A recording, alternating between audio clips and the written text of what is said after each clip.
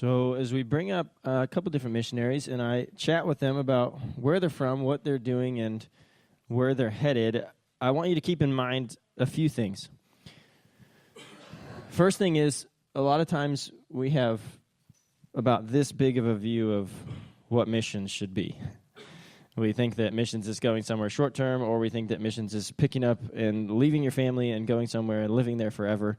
But the reality is you can do missions a whole bunch of different ways. You can do missions locally. You can do missions 2 hours away. You can do missions thousands of miles away. And the reality is also that what comes with missions is not just going door to door and knocking and trying to make non-Christians Christians, but sometimes it's about growing Christians up. And a lot of missionaries, they spend a lot of time before they even get there in preparation. Because you shouldn't just walk into somewhere that you know nothing about. You know nothing about the people. You know nothing about what they might struggle with or what they might deal with or how they might respond to different aspects of the gospel and just try to evangelize them. It's not very wise.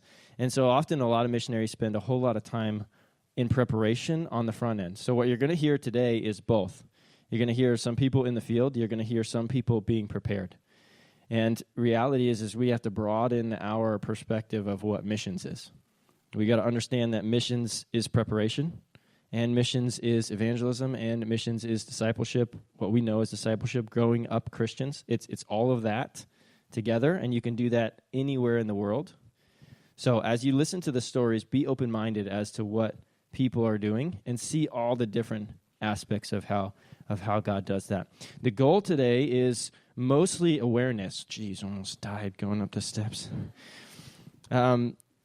We have a lot of missionaries at FBC doing a whole bunch of different things, and if you were here at the youth auction, or if you were here yesterday to meet with and hear some of their stories, you heard that FBC has a ton of missionaries doing everything. There's a map on the wall downstairs by the cafe. So if you want to know where all of FBC missionaries are, and it won't tell you what they're doing exactly, but if you want to know where they are and who they are, there's a map, which started out as a kids project in Kid City.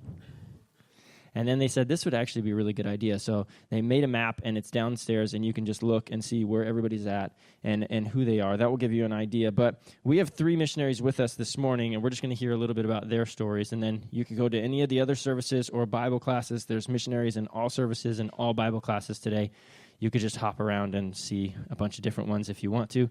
That's kind of how FBC does their missions conference. So Luis Matute is over here. Luis, would you come on up?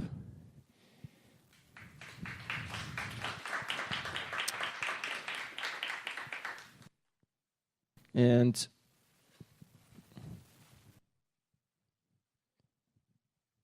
Luis is in Panama. But Luis, you're not from Panama.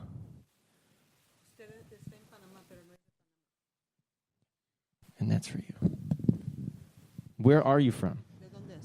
Soy originario de Honduras. I'm originally from Honduras. And you lived in Honduras how long? ¿Y cuánto tiempo vivió en Honduras? Hasta los 39 años. He lived in Honduras until he was 39. And then why Panama, or how did you get to Panama? ¿Y por qué Panamá? ¿Cómo llegó a Panamá? Bueno, el Señor me llevó.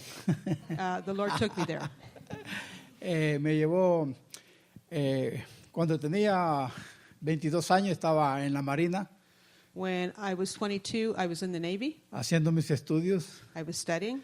Y tenía que irlos a terminar a Panamá. And I had to go finish in Panama. Pero una madrugada el Señor me habló. But one midnight, the Lord spoke to me. Y me dijo que dejara todo y lo siguiera. And he told me to leave everything and follow him. Así que ese día dejé todo y seguí a Cristo. And so that day I left everything and I followed Christ. Eso fue en el año 83. That was in 1983. La agencia Puerta a las Misiones en el año 2000 quiso reabrir el campo misionero en Panamá. There was a mission agency that in 1983 wanted to reopen the mission field in Panama. Y estaban buscando una familia misionera que tuviera valor de ir. And they were looking for a missionary family with the courage to go. Y un misionero fue a buscarme para decir, váyase a Panamá. And so a missionary came and said to me, hey, you should go to Panama. Y yo recordé que 17 años atrás el Señor me dijo que no fuera a Panamá. So he remembered that 17 years prior to that, he felt that the Lord had told him, do not go to Panama. Y pensé, quizás ahora me quiere llevar como miembro de su ejército. So I thought, well, maybe this time he wants me to go as part of his army. Así fue como respondí a la agencia de reabrir el campo misionero en Panamá, y el presidente en ese entonces era el pastor Roger. So I responded to the call from the mission agency, and the president of the agency at that time was Roger. So which agency was that? ¿Qué agencia era? Puerta de las Misiones, Mission Door, It was Missions Door. Okay, so Roger was the president of this de la organization. Junta, Entonces Roger era el presidente de la Junta en ese tiempo.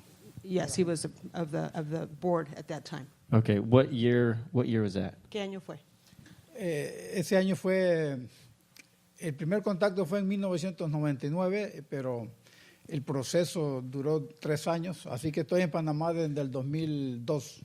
So the process began in 1999, and it took 3 years, and so he's been in Panama since 2002. And tell us about your family. You said that your whole family went. Díganos de su familia. Dijo que toda su familia fue. Sí, tengo mi esposa Azucena, me casé con ella en el 1985, tengo 2 hijas, una de 30 años y otra de 27, y todos estamos allá en Panamá. So it's my wife, Azucena. We got married in 1985, and then Azucenita is his daughter, and Jenny is his other daughter. They all live in Panama. And are you planning on staying in Panama? Are you going to live there forever? Are you going to go back home to Honduras? Or what's the plan right now? ¿Cuál es el plan? ¿Planea quedarse en Panamá el resto de su vida, o hay planes para regresar a Honduras, o qué va a hacer? Bueno, eso está en las manos del Señor, lo que Él diga, eso voy a hacer. So that's in the Lord's hands. Whatever he tells me, that's what will happen. See how that works? Pregunta que si está notando cómo funcionan las cosas.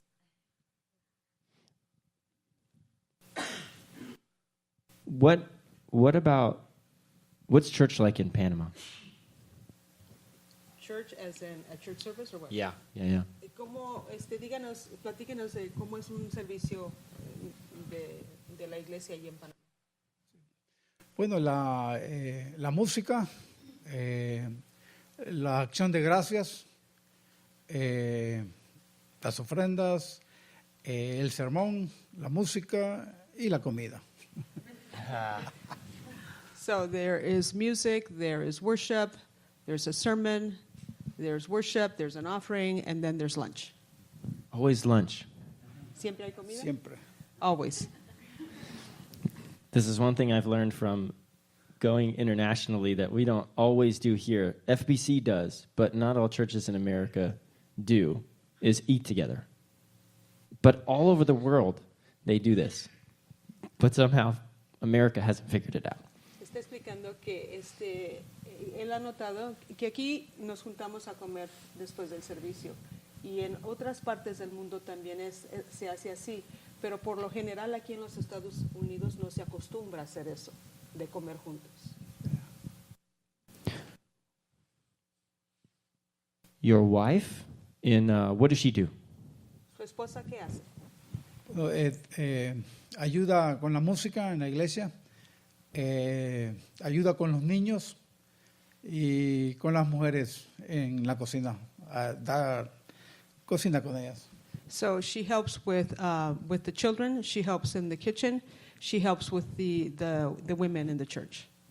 And she takes care of you? ¿Y también lo cuida usted? Ese es el ministerio número 1 de ella. That's her number 1 ministry. Cuando se casó me dijo, no voy a salir a trabajar, mi trabajo es cuidarlo a usted. So when they married, she said, I'm not going to work because I will be taking care of you. So how old were your kids when you moved to Panama? Or did you have kids? Sus hijas cuando se fueron a Panamá? Entre 11 años y 14. They were 11 and 14. And now, what are they doing now? ¿Y qué hacen ahora ellas? Bueno, la mayor acaba de graduarse de médico, está soltera, busca novio. So the oldest is just became a doctor. She's single. She's looking for a husband. You should pray for that, seriously. Si hay un candidato, puede ir en el próximo viaje de misiones con Ken en marzo próximo. So if año. there's a candidate, you can go on the next mission trip with Kent. Calling all single people to Panama. Thank you, Luis. Thank you for sharing. What can we pray for? Gracias por compartir. ¿Cómo podemos orar por usted? Bueno, a nivel personal de la familia, sería por la familia, el estrés de las hijas lo afectan a uno en su ministerio, entonces hay que orar para que haya menos estrés en la familia. So for the family, his concern is for his daughters, and so that creates stress for them. So pray that there would be less stress in the family. Y el otro estrés sería la falta de recursos para plantar las iglesias, como comprar terrenos y las edificaciones, y el costo que conlleva plantar una iglesia también produce un poco de estrés. Entonces hay que orar para que el Señor me dé paz y sea el proveedor. So another source of stress is the lack of resources for planting churches, such as buying land, building buildings, just carrying on that aspect of the ministry. And so just pray for peace for him and that God would provide the resources for church planting. Good. Thank you. Thank you for being here. Thank you for sharing with us. Gracias.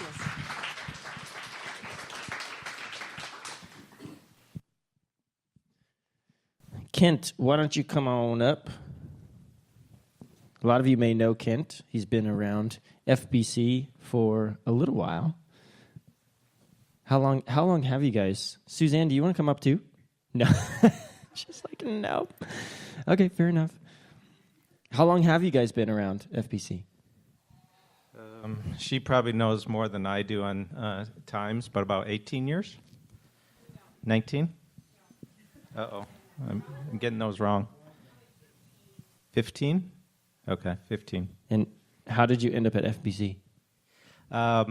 We were going to another church in the valley, Bethany Community Church. And can I tell a little story? Yeah. Okay, good. So this is kind of how I got into missions. So I went to the mission pastor at Bethany Community Church, which is now Sun Valley. And I said I would like to go on a short-term mission. And they were going to New Orleans after Katrina. So they were sending a team to go and help and clean up, and so forth. And so I said, I would really like to go. Well, God said no. And so he had other plans for me. They went on the trip. They came back, and I was like, well, what are you doing, God? You know, I stepped out in faith. I wanted to go to this little missions trip. Well, some other things happened. We decided to come to First Baptist Church. And this was 2007, I think. I went to Roger, and I said, I'd really like to go on a short-term missions trip. And so if you know Roger, he'll say, if you want to do something, he'll have you do it. He'll get you involved. So he got me involved, and I went on a short-term missions trip with another church called Parkside Community Church in Camp Verde. And I just went alone from First Baptist Church at that time. So that was 2008 I went. And so God was just waiting until I was ready. I probably wasn't ready when I wanted to go to New Orleans. So he said no, and he had me go with that church. And then now, you're working with a missions organization now. Yes, so I work. I work 3/4 of my week at In Touch Mission International, 3/4 of my time, and 1/4 of my time I am still working at the secular job I had before. And so you're asking, well, what's wrong with you, Kent? Why are you not doing 100% missions? Well, you know, and so I think God is saying to me right now, don't go 100%. The reason is, when I'm doing my secular job, a lot of people ask me, well, what do you do at missions?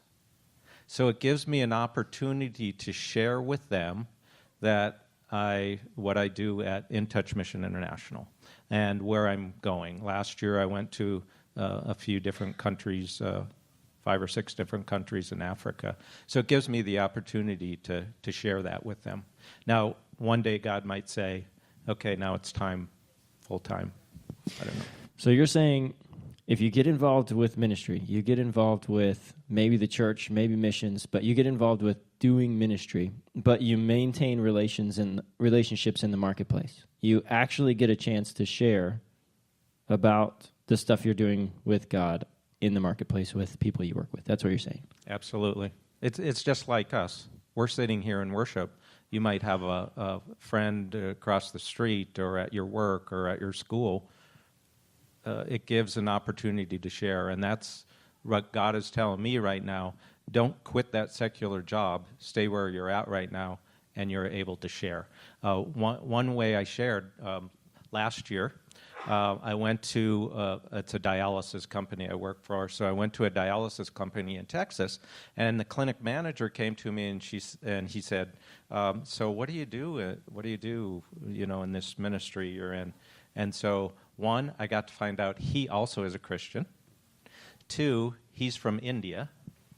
And, lo and behold, God comes in and says, the city in India that he is from is called Bangalore, and we have a missionary at ITMI who lives in Bangalore. And so he was going over to visit his parents. So we put a little care package together for our missionary so that he could take it on his travels to India. But that would never have happened if I would have said full-time missionary, if I would have said that. God is still saying, don't change. Yeah. Wow. What's the transition been like? You said you work 3/4 of the time with In Touch Missions, and you work a quarter of the time. What was the transition like? How did you make that work? I didn't make it work. Again, it's a God thing. So I told this yesterday in our little study group. So I'm going to come over to Anthony and go like this. So literally, God was going like this about 2.5 years ago, and just pointing, and my shoulder started to hurt. And I said, well, what's this all about, God? And he said, well, it's time to get into missions. Back in 2008, when Roger said go to Panama to meet Luis Matute on a missions trip, I came back and I was like, wow, God is everywhere. It's easy to say that. It's easy to say, God is everywhere. Well, that's easy. It's in the Bible. But when I experienced it, it was like God is everywhere. Luis preaches and prays to the same God we have in a little village up in the mountains to the Guaymi Indians. It's amazing. It's still amazing to me. God is everywhere. So I forgot what I was going to say now. Sorry. Huh? Your shoulder. Oh, my shoulder. Yeah. It was okay. So the shoulder was hurting, and God was saying, okay, get into missions more. It's time. What are you waiting for? Well, my brain goes, well, do we have the finances? Do we have all this? Yeah. Counting all the reasons why not to. Well, that didn't stop God. God was still pounding on my shoulder. Finally, Suzanne and I prayed about it, and I decided, okay, I'm going to get into missions. And so I don't know what that means. So I had no idea what that meant. So I go online, literally I go online, and I Googled mission companies in Phoenix area. God speaks through Google so much.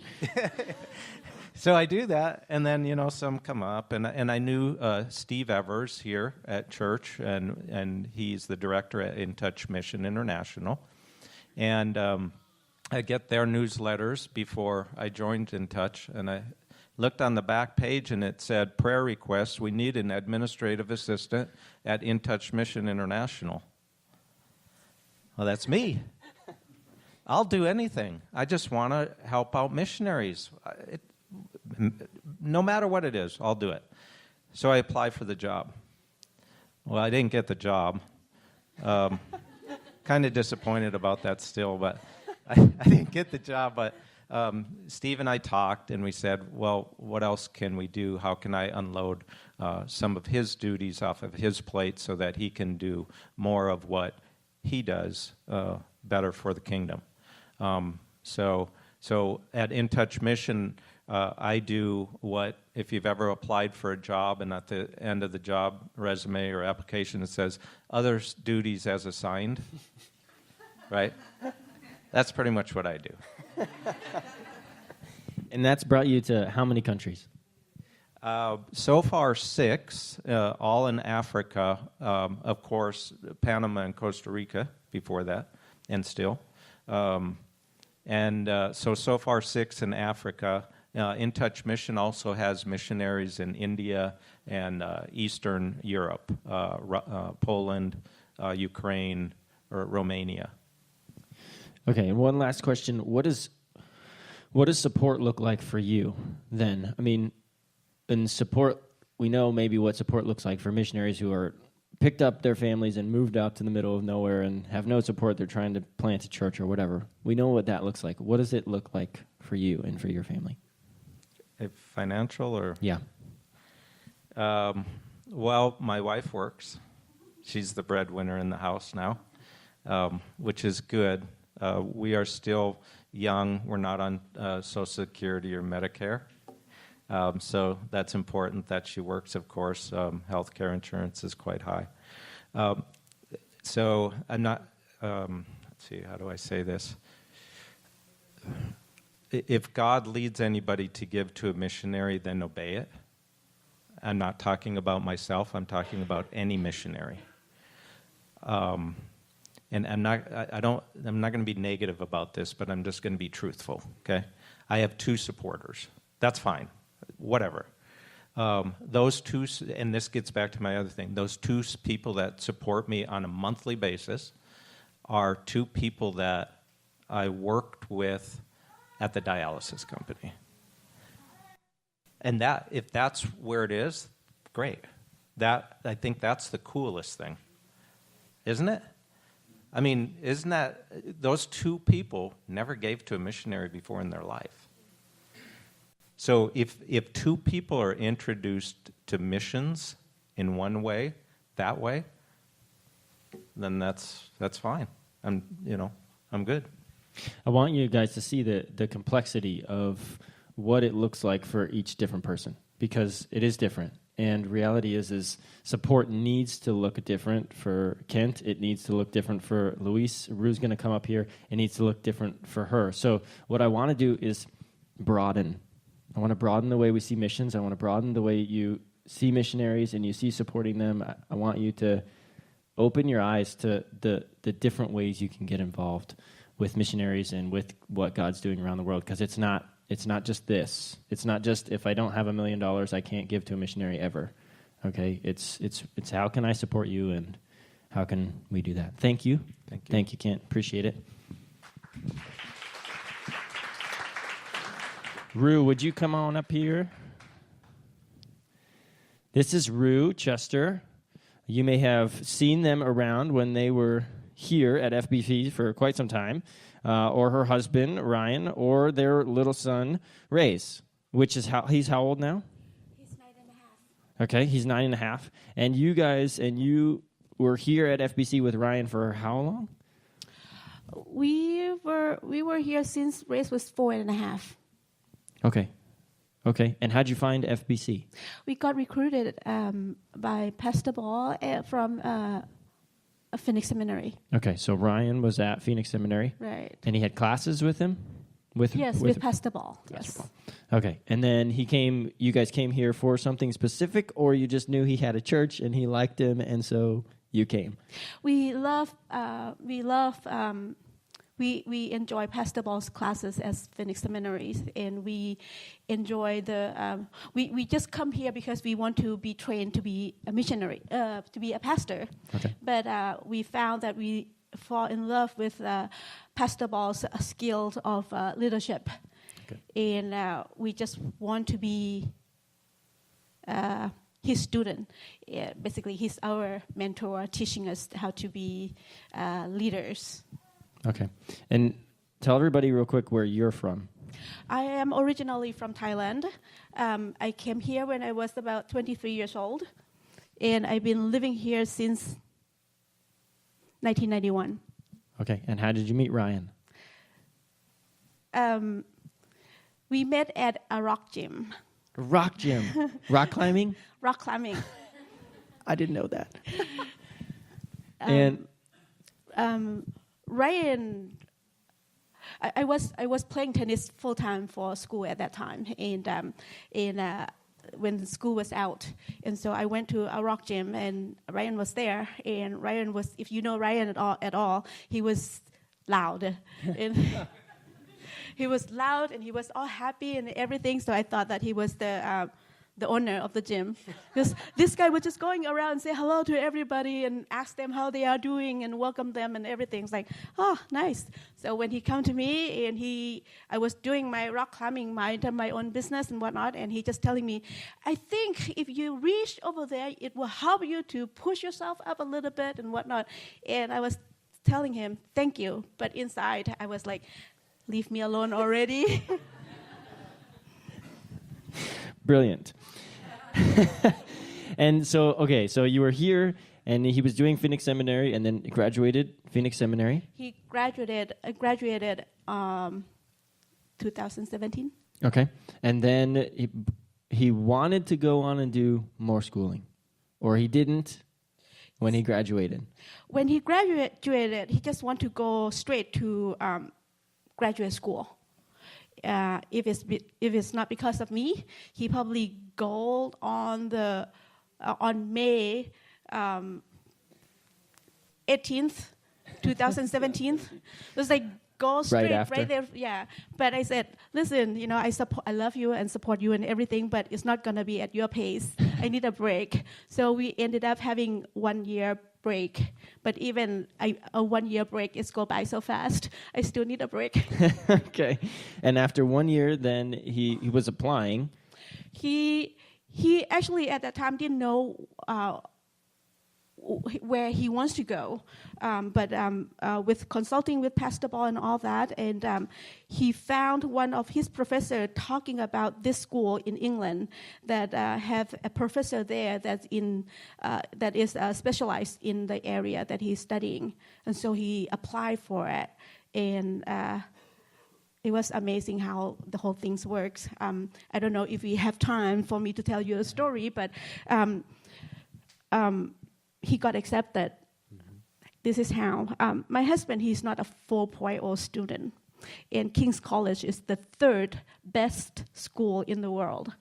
Mm. And every semester, every year, there are 8,000 students applying for it. Mm. And Ryan, when he applied for it, he called the professors 3 times, and the professor said that I want to work with you. And when then they met each other in person and whatnot, and able to talk. To get a PhD is very different from other degrees. I think you have to get approved, or the professor want to work with you, not you want to work with them, and they pick you, not you pick them. And so it was a miracle that the professor wants to work with him. And then after he met with him in person and everything, and he likes it and said that I want to work with you, and I hope that you still want to work with me. And of course, Ryan wants to work with him, And when he got accepted and decided to go to King's College, London, he was all excited about it. And then we were like, but how are we gonna go? We don't have money. And Ryan was thinking, how figure it out how to do this and that and whatnot.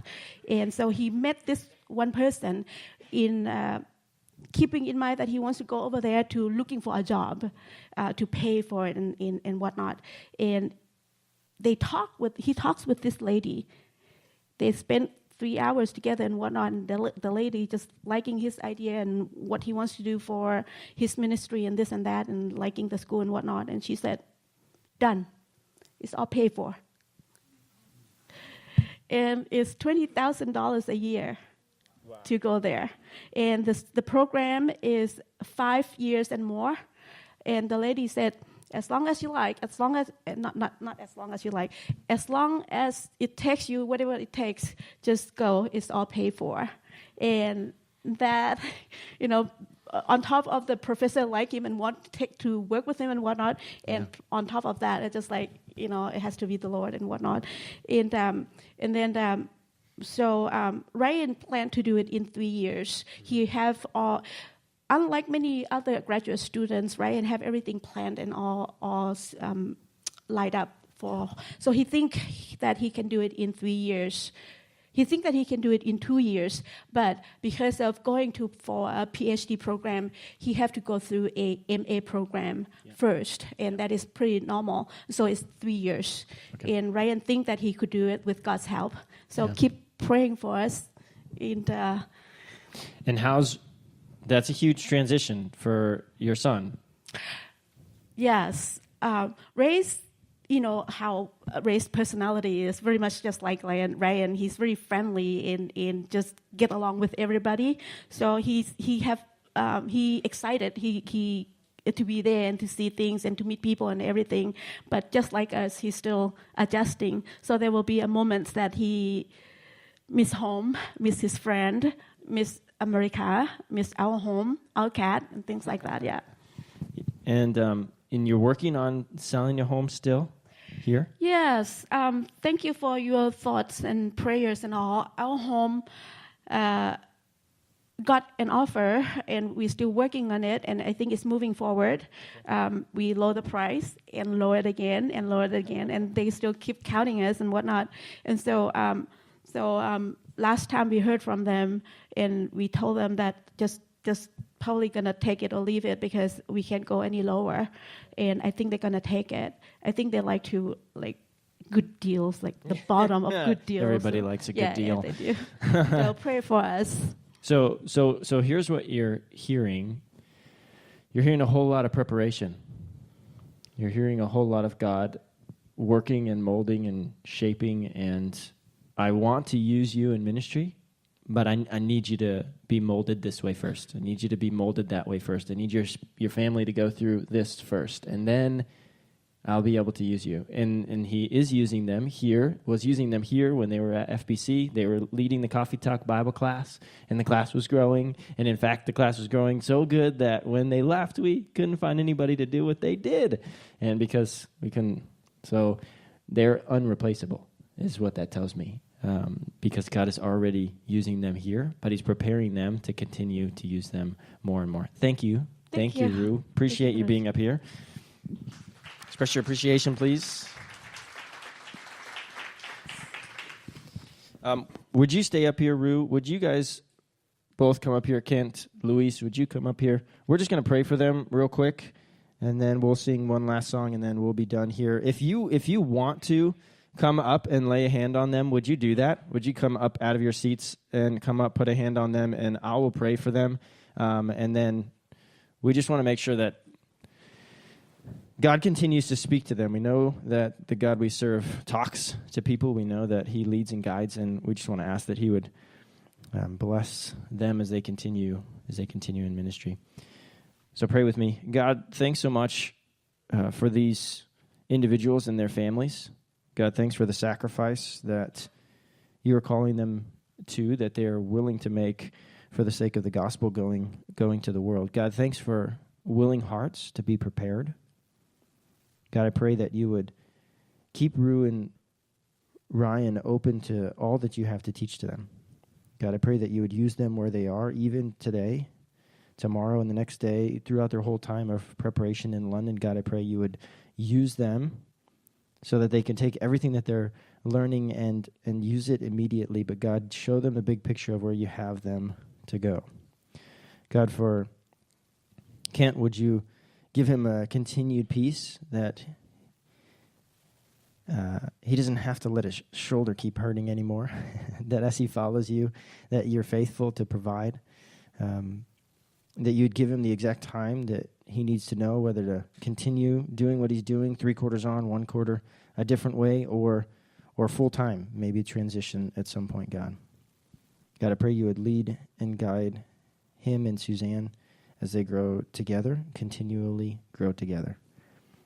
God, for Luis in the little mountain country and his tribe, God, I pray for the people in that church that you'd make them faithful believers, that you would continue to grow his people, that you would continue to unify his family, husband or wife and kids, but also the church family there, that they wouldn't be divided.